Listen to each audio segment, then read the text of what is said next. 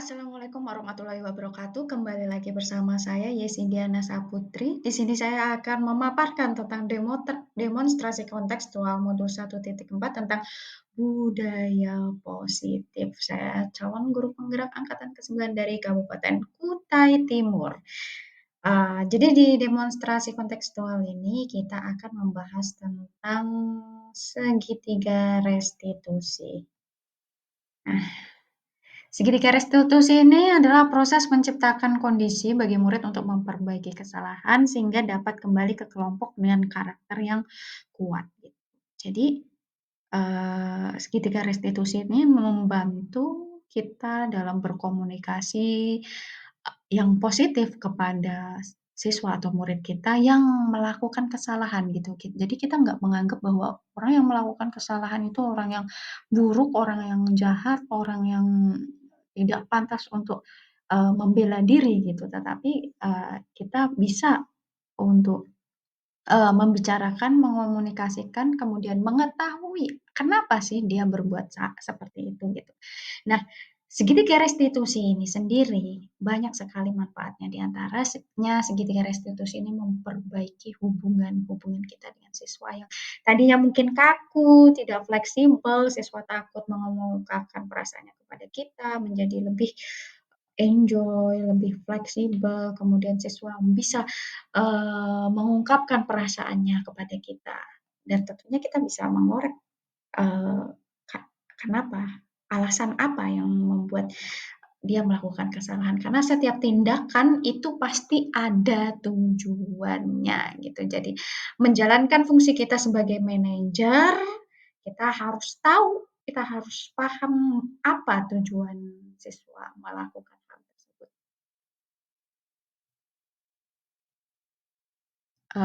Jadi ini tahapan dari segitiga restitusi. Yang pertama adalah menstabilkan identitas, kemudian validasi tindakan yang salah, kemudian menanyakan keyakinan. Jadi ketika anak itu berbuat salah, eee, tidak sepatutnya kita langsung, "Wah kamu salah, kamu harus dihukum, kamu tidak memakai sepatu hitam, kamu harus lepas sepatu." Atau, "Kamu ti tidak mentaati peraturan sekolah, kemudian kamu harus sekot jam 50 kali." Ya, itu sudah tidak boleh seperti itu ya. Kita harus berkomunikasi dengan baik, mengetahui kenapa anak itu melakukan sebuah kesalahan.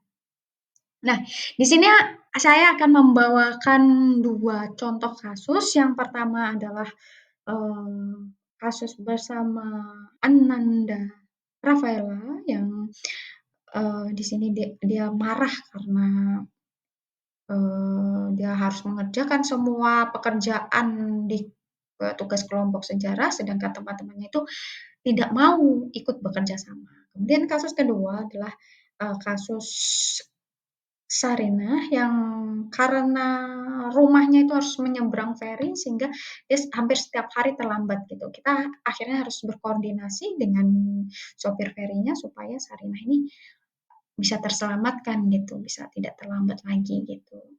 Nah, selain itu di dalam video ini nanti juga ada testimoni dari Ananda Rafaela dan Sarinah. Begitu saja, selamat menyaksikan. Rafaela, tadi Ibu mendengar laporan dari ketua kelas bahwa kamu habis bertengkar ya dengan kelompok sejarah, teman-teman kelompok sejarah. Iya Bu, soalnya Budi dan Vera tidak mau mengerjakan tugas kelompok sejarah.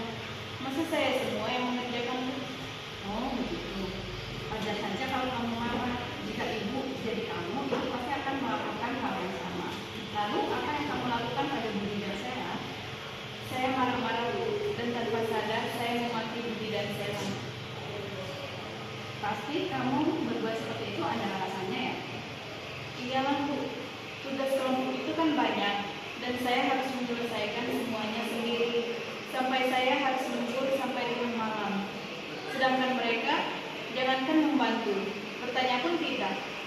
Wajar kan kalau kamu marah, karena teman-temanmu tidak membantu.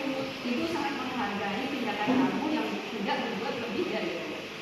Sekarang mari kita pikirkan, apakah tindakan yang kamu lakukan itu dengan memaki teman-temanmu sesuai dengan keyakinan keras kita? Menurut kamu, keyakinan keras apa yang kamu melanggar?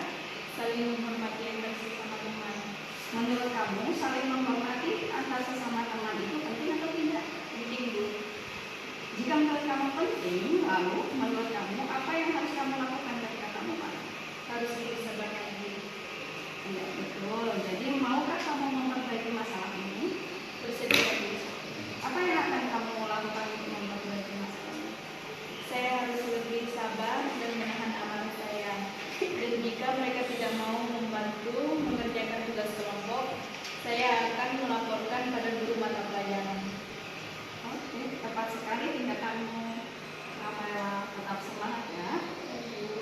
Sarina, tadi Ibu mendengar laporan dari Bu Tiket bahwa kamu sering terlambat ya?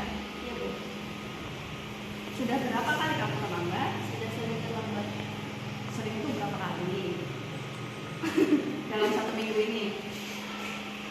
3. Tiga. 5. Oh, hampir setiap hari ya berarti ya. Menurut kamu sering terlambat itu suatu kesalahan atau bukan? Itu kesalahan. Baik Sarina, berbuat salah itu manusiawi. Yang penting kita bisa belajar dari kesalahan. Sekarang kita cari solusinya bersama ya. Kenapa Sarina sering terlambat? Kayaknya lambat terjadi untuk kita harus mengikuti jam. Kamu tahu keyakinan kelas apa yang sudah kita sepakati? Menurut kamu, keyakinan kelas apa yang sudah kamu langgar? Menurut kamu disiplin itu penting atau tidak? Penting Bu. Disiplin membuat kita dapat menghargai waktu.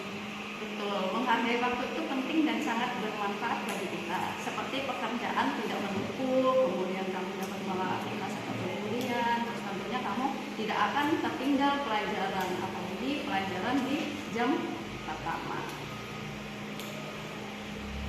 Ya Bu, saya meminta maaf sudah saya terlambat. Sikap yang baik sudah kamu tunjukkan dengan meminta maaf. Menurut kamu, apa yang akan kamu lakukan untuk memperbaiki kesalahan ini? Saya akan berkoordinasi dengan Bu Ferry agar datang lebih cepat. Kamu sudah menemukan solusi untuk permasalahan kamu yang setiap hari terlambat. Kemudian nanti Ibu juga akan membantu untuk koordinasi dengan Pak Ferry-nya supaya kamu dan teman-teman bisa datang tepat waktu. Baiklah, kamu bisa kembali ke kelas. Perkenalkan, nama saya Rafaela Hesung. Saya tinggal di Desa Longbentuk. Asal sekolah saya SMA Negeri 2 Busang. Sebelumnya, saya sangat berterima kasih dan merasa senang sekali atas bimbingan Ibu Yesi dapat terselesainya masalah saya dengan baik tanpa terkendala apapun. Demikian yang dapat saya sampaikan. Saya mohon maaf bila ada kesalahan kata. Saya akhiri. Selamat sore. Tuhan Yesus memberkati. Assalamualaikum warahmatullahi wabarakatuh. Perkenalkan, nama saya Sarina Fardiana dari 11 IPS. Terima kasih Bu Yesi telah membantu kami menyelesaikan masalah yang kami hadapi selama ini, yaitu tentang kami yang berangkat sekolah harus melewati sungai dan harus memakai peri, alat untuk menyeberang kami. Masalahnya kami sering sekali terlambat masuk sekolah dikarenakan lambatnya peri datang untuk menjemput kami. Terima kasih telah membantu kami menyelesaikan masalah yang kami hadapi selama ini, yaitu tentang kami yang berangkat sekolah harus melewati sungai dan harus menggunakan peri, alat penyeberangan kami. Masalahnya kami sering sekali terlambat masuk sekolah dikarenakan lambatnya peri datang untuk menjemput kami. Baik Bapak Ibu, begitu saja bermain peran dalam segitiga restitusi. Ada 2 kasus, semoga menjadi pembelajaran untuk kita semua. Video ini bisa Bapak Ibu akses di YouTube saya di kelas Bu Yes double S. Terima kasih, semoga kita selalu sehat dan semangat untuk Bapak Ibu guru penggerak angkatan ke-9. Assalamualaikum warahmatullahi wabarakatuh.